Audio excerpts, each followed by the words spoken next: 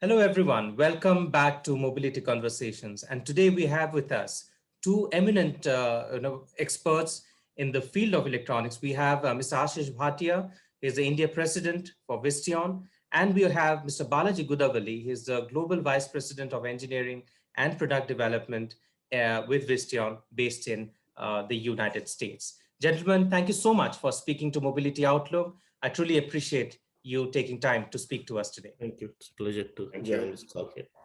Wonderful. So, Ashish, I would start with you. Let us take a step back to understand how 2020 was for Visteon India, considering we were hit by the COVID pandemic. How does it stand today, and what is your forecast for the future? Yeah, thank you, Dipanshu. And first of all, congratulations on the new venture. So, 2020 for Visteon was like same for everyone. We have had our own share of lessons learned of how to do business, how to continue to make sure there is continuity of the deliverables and business continuity per se.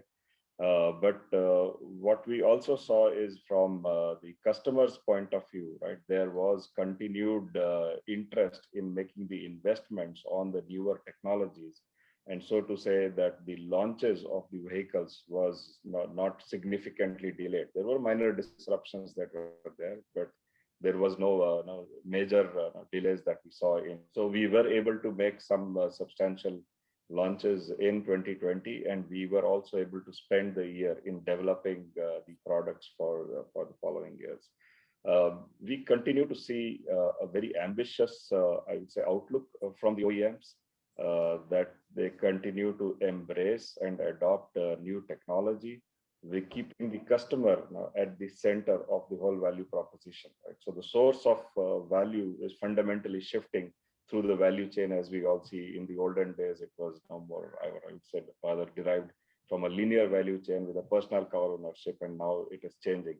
So this whole complex, interconnected ecosystem of connectivity, that is being of now the customers continue to demonstrate the interest in those technologies.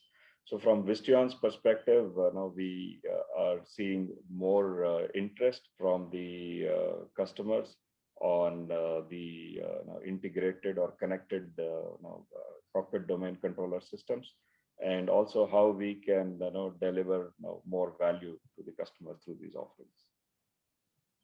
Excellent. So you brought up an interesting point about taking advantage of the pandemic in terms of engineering. The solutions continued, right? Innovations continued. Yeah. So Balaji, I'll come to you with this question on uh, a lot of companies talk about taking the best advantage of the period that we had last year.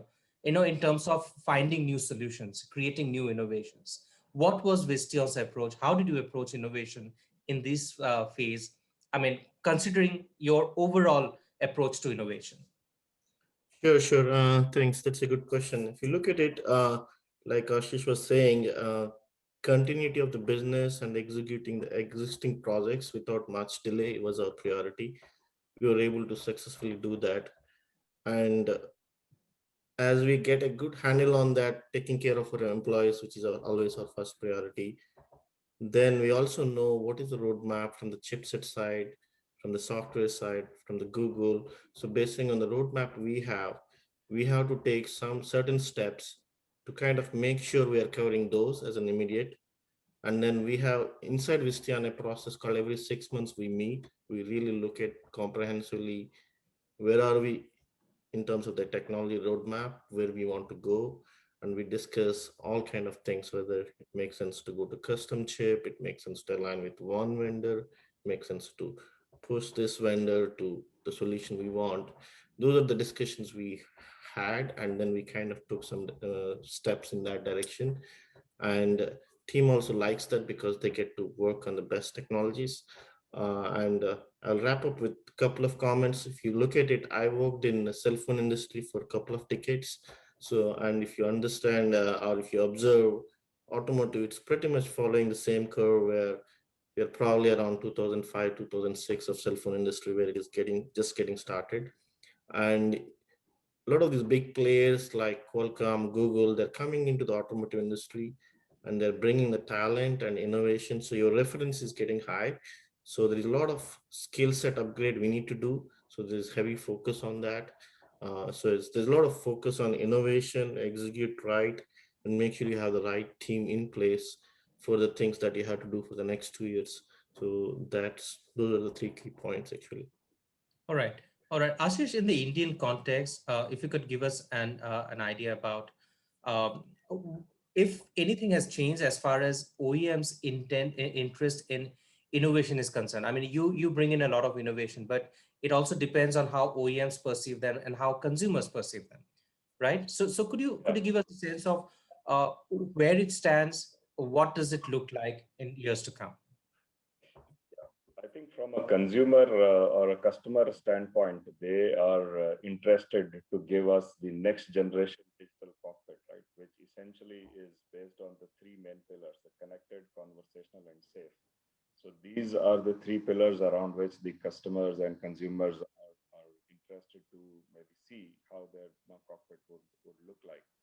And this means that there will be disruptive technologies that will be happening inside the vehicle cockpit. There will be more use of voice, more use of connectivity. And also we are also seeing potential of more use of app interface between the consumers and their cockpit, which is essentially going to kind of reshape the cockpit electronics of the future. So this revolves around the idea of digitization, which is of course now transforming the cockpit electronics, and it comes in different scales. So we can have like the mass market aspect, which is really something which is our focus, and then we also have the premium end of that. But there are overarching consumer needs across different segments, which typically gain a high degree of importance, and that will be whether it is on the safety, security of the data, and also the overall consumer experience to deliver a seamless transformation of their cell phone onto the digital cockpit. Very interesting. Very interesting. I know, Balaji, I'll come to you with a question on the overall mobility ecosystem. Now when we talk about the ecosystem, I mean, Ashish talked about the importance of creating solutions from mass market going up to absolute upmarket products in the sector. How do you view this mobility ecosystem, and what is Visteon's approach as far as engineering product development is concerned? Definitely. If you look at it, see again, if you follow, we are going from a technology platform to solution to app ecosystem. So it's end-to-end ecosystem we're creating, right? And then there are two aspects to it. If you look at it, there is inside the car ecosystem, there is outside the car ecosystem, right? So we are actually more focused on the inside the car ecosystem, where we have more control, and we that's our traditional business, partnering with the OEMs. But we're also observing outside the car technologies, whether it is 5G, V2X, whatever the intelligent infrastructure, all that. So in that context, definitely, if you look at it, whatever earlier points Ashish mentioned, right? Connectivity, enabling the Alexa. So there are a lot of use cases being driven by OEMs, as well as we also know we need to be ahead of the curve. Those are the things that we are trying to make sure we have the right plan in place, right people in place, and we're ahead of the curve. Okay, excellent. I mean, it is also important to understand how Visteon as an organization is democratizing technology, right? I mean, there are various ecosystems, there are various parts to what you offer. So, how is that being done? In the global context, and also Ashish in the Indian context. Sure, Ashish, you want to take? Yeah. So when we say democratization of technology in the context, we are looking at, like, we had our hardware that had a reuse strategy. We also need to have the software that have a very fundamental approach of having reuse strategy, because that will enable us faster time to market and also give more better stable value proposition. So as our products are getting more and more complex, right? So most of the customers, what they are looking for is first time right. They are looking at maximum reuse so that there is more stability and security in the solutions they're offering. And then the third thing that they are looking at is the customization for the local regional context. Right? So in that context, maybe one of the technologies that is impacting us is also artificial intelligence, right? The use of artificial intelligence and voice or voice-based system that is seeing the most natural and safe mode for the driver to interact with the cockpit electronics. But that is another excellent example where we see that there is a need to have a more regional aspect of different voice dialects and recognition to make it more effective. So of course there is democratization by way of having building blocks, but there is also democratization or I would say regional application element of these technologies. Yeah, what we call as a localization, right? There's a democratization and a localization. So just to add what Ashish said, right? If you look at it, uh, we're also looking at the trends in the industry. So we don't want to reinvent the wheel. So if you look at it, there is a proven Android ecosystem. There's corresponding platformization that happens. So I'm the lead for the I'm one of the lead for software platforms inside Visteon and push the reusability of these software components so that we can focus on the differentiating components. So there's a lot of specific effort we put in inside software teams to bring in that mindset change. That's happening at a faster pace. And we're also hiring the right guys to bring in the mindset change. If you look at it at a high level, there is a lot of talent depletion or talent gap in automotive industry compared to the number of technologies we have to bring in and make it work. So that's also one key thing for us to make sure we are ahead of the game and we are kind of bringing in the right talents inside the team and grooming the inside talent to make sure we are ready for the next challenges. That's an interesting point on talent, Balaji. I mean, of course, Visteon has been investing a lot in India in talent, creating a lot of solutions out of the Indian market. In the artificial intelligence context and deep learning context, what is the focus and how is Visteon taking, let's say, advantage of the engineering talent that is available in the country? Yeah, that's a good question. I can take it. Basically, if you look at it, we have certain special projects that we are doing and we are ahead. If you look at it, we have our own internal drive core system. There's a lot of deep learning, artificial intelligence, machine learning, and training the algorithms what going on there. So that's number one. And we have these days, as you know, driver monitoring and cockpit, whole cockpit interior sensing. So we have special group there, and we have people working there to make sure we have a leading edge there.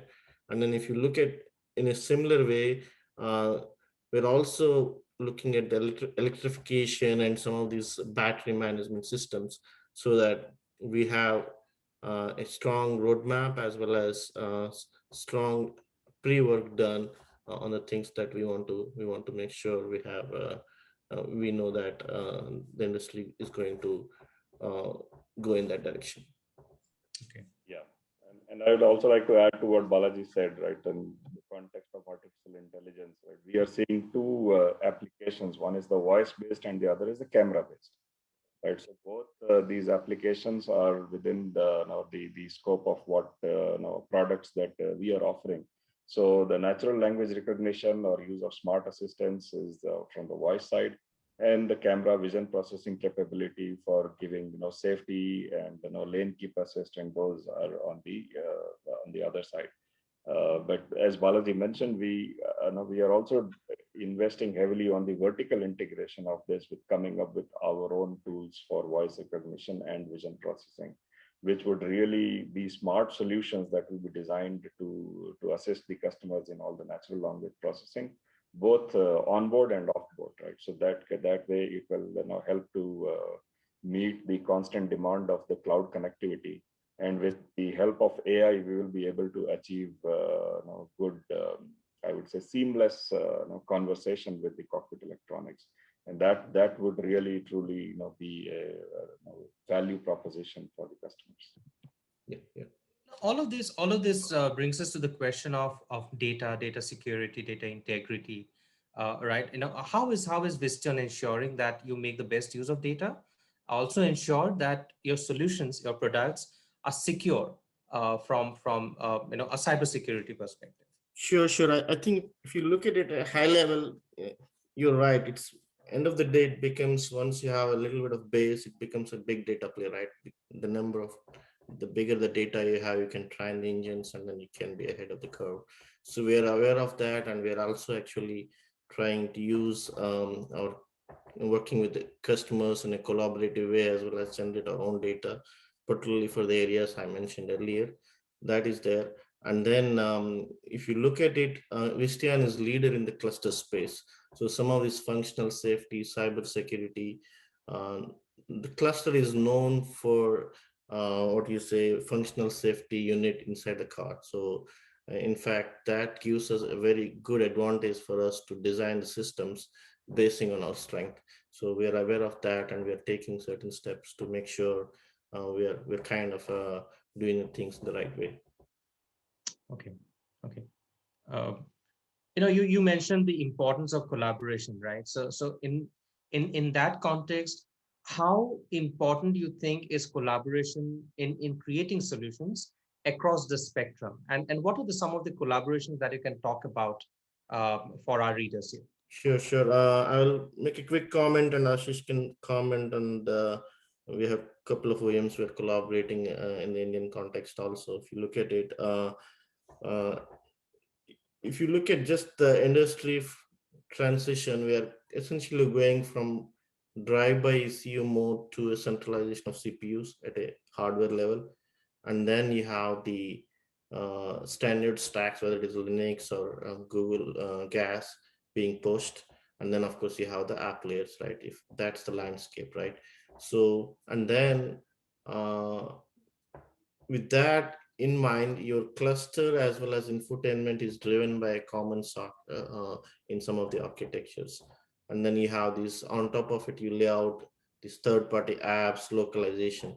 So essentially, it's a very complex system. And if you take a Daimler S class, it has a 30 million lines of code. So if you take that context, you need a lot of collaboration between internal teams, and then you need to really work like a pure software company to make sure your software is stable and the underlying platform is stable. That's number one. And then you need to work in agile manner with the customer. It's not like, oh, you do a software release in 3 months and then get a feedback after 2 weeks and then try to recorrect your software. That doesn't work anymore. So that agile method of getting the feedback and recorrecting your software, and that's what we do. Ashish can add more. We have pretty much daily calls, daily scrums with the customer.